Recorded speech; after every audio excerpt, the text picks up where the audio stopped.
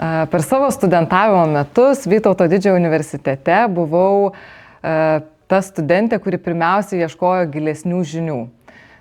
Tad knygų skaitimas, idėjų analizavimas, bendravimas su išmintingais ir įdomiais žmonėmis, kurie mane įkvėpė ir iš kurių mokiausi, buvo mano kaip studentės kasdienybė. Manau, kad sėkmingas studijų procesas yra ne apie paprastą, paviršutiniškų atsakymų radimą greitą, o apie drąsą klausti, užduoti klausimus, kurie kartais yra sudėtingi, kartais nepatogus, už drąsą kritiškai mąstyti ir patiems ieškoti atsakymų į tuos klausimus. Mokslas yra labiau apie stiprius klausimus, negu apie labai silpnus atsakymus.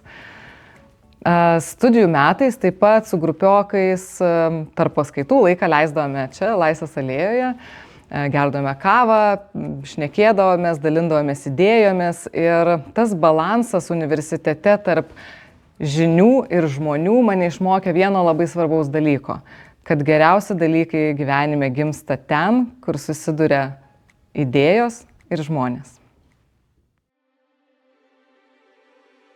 Švenčių laikotarpis man yra apie deramą laiko skirimą šeimai, apie pastangas rasti džiaugsmingas akimirkas mažose dalykuose, maloniame pokalbyje, ilgesniuose vakaruose, sniego girgždėjimų po kojomis bėgiojant krosą ar tiesiog netikėtai atrastų laikų savo ar artimiesiems.